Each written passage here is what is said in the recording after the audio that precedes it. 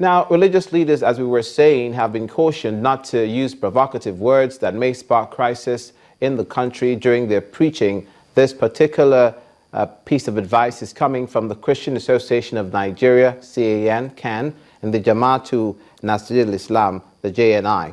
The two religious bodies believe that most times interreligious conflict is caused by unguarded utterances, and the resultant effect can cause stagnation in the economy. Peace using religion. If you look at our slogan, we are saying we are one family. Spiritual leaders carry on their shoulders a lot of responsibility, as what they do is as important as words they utter. And caution is the theme of this gathering in Kaduna State from Christian and Muslim clerics. To the convener of the conference, ugly incidents of violence in the past should always be on the minds of religious leaders when addressing their congregation.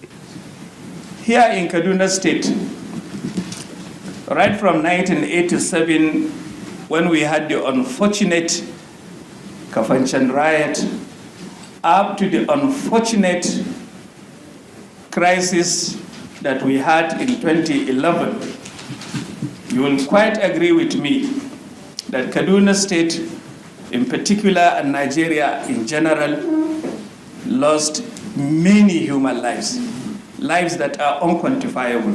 Adding voice to the issue, this participant sees the absence of peace leading to the presence of anarchy. We all sit here as brothers and sisters. It does not matter whether you come from Bubo, or you come from Sabongari, or you come from Java, or you come from Zankwa, or you come from Zaria. It does not matter. What matters is how we can forge ahead as one people, having one goal, and at that doing, we can go ahead and do explore for our nation. For this participant, our similarities as a people is connected to our differences. Genetically, we are from one family. And each family, as we live today, have their own problems, and they know how to solve them. So why are we, because we are in a state or in a nation or in the world, allow anything to come between us? There is a wisdom in creating people differently. Because some people might have one culture, another might have another one. There are so many things we need to learn from each other. Nobody is perfect. And I'm sure in every creed and tribe you go to, there is something you will take that will make you better.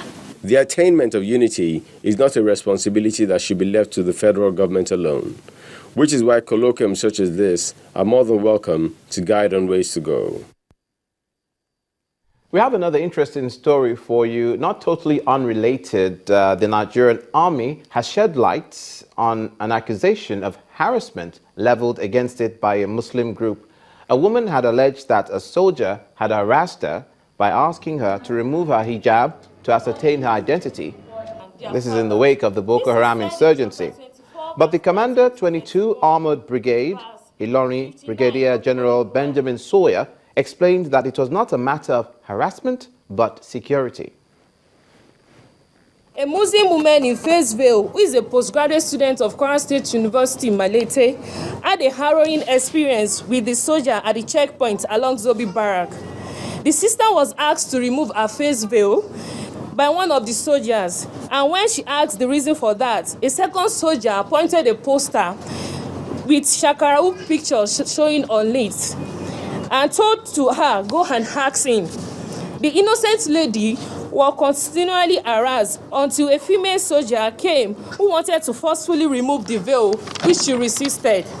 Attacks of this nature are increasingly becoming a threat to Nigerian Muslim women's life, and urge that the media and the government to vehemently speak out against them for the good of the citizen. The soldiers were at the checkpoint were doing their legitimate duty to check people who are coming through that road, to be sure that we don't have problems of terrorists moving into Kwara State.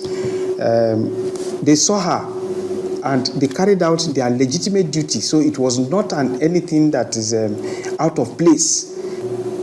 She was checked by a female soldier. That is in line with the international best practices anywhere in the world. So I do not see how that constitutes any form of harassment or intimidation. Welcome back to News Across Nigeria. 6 primary school pupils from Anambra State have received financial support from the Nigeria Police Force Educational Scholarship Foundation. The Anambra State Commissioner of Police, Mr. Hassan Kama, presented the awards to pupils from the Police Children's School, Oka. The award, introduced by the Inspector General of Police, Solomon Arase, is an intervention scheme to support the educational pursuits of children and wards of junior cadet officers, especially members of the force who lost their lives in the line of duty. Our excellent awardees who has made us proud and today are being recognized, even though they have earlier been recognized by the Inspector General of Police on the day of the launch of this scholarship scheme. In the word of the Inspector General of Police, in court, the foundation will also serve as a posthumous support scheme for children of our professional colleagues who have gallantly paid the supreme price in the service of their fatherland. Staying with the police, as part of efforts to reform the attitude of personnel in line of duty, officers and men of the Western Port Command are now being trained on morale. The Commissioner of Police Ports Authority, Commander Hilda Harrison, explains that the training will positively change the capability of the personnel. It's the training session for officers and men of the Western Port Command of the police. The motive is to correct their emotional work abilities to cope with operational strategies in line of duty. We are training our men to be emotionally balanced, to learn more about when and how to use their firearms, to be reminded of their responsibilities as police officers. In the things how you go out, what you do. The guest speaker, Daisy Brewster, explains that since the police interact more with the public, there is the need to continually engage them with talks that will empower them operationally. The key talk I had with them is to help them to improve their emotional intelligence, because emotional intelligence affects the way you treat people and the way people treat you. You have to be able to stay in a situation where you can be able to make a decision, putting yourself in other people's shoes, and being able to solve a problem without even escalating that problem. With this lecture, I believe that our minds, our ideas, we have been reconditioned into a new perspective and policy, and that is how it should be. I believe officers who are still here, you should translate this down to other men who are not here. This training is the third in a role within the Port Command. It is expected, in no doubt, to positively affect the operational capabilities of all officers and men.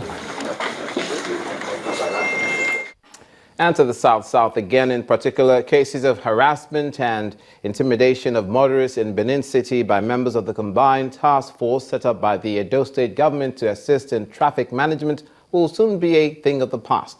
Commissioner for Transport, the Edo State chapter, Eriogbe Esimeme, gives an assurance that an improved Edo State Traffic Management Agency, ETSMA, will be back on the road once recruitment and training of personnel is completed.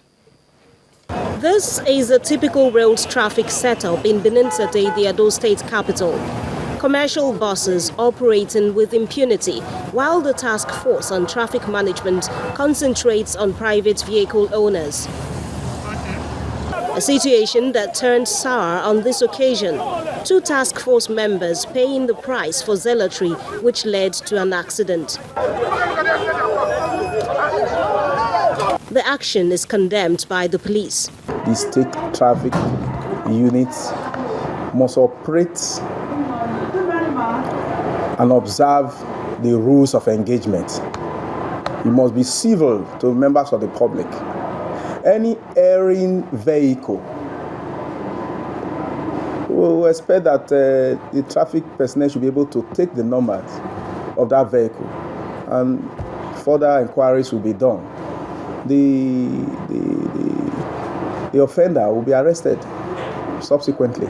Edo Sector Commander RS 5.1 of the Federal Road Safety Corps, Oluwashusi Familoni, says curtailing the excesses of the task force is a big challenge. Because the state is a state apparatus, the state has a say on this. We can only do it on advisory role by just advising the states on what to do. But since the state has initiated the reorganization of this, I think they are taking a right step. The solution is to come in the form of reviving the Edo State Traffic Management Agency, EDSMA. Everything is going to be reorganized. As a matter of fact, government is already working towards bringing EDSMA. Within a very short while, we'll do recruitment and they're bringing decent human beings into it, good indigenous of the state and resident of the state. And I'm very sure that they'll perform very well. We are going to do a lot of work here. People, when you don't do enforcement, people will contravene.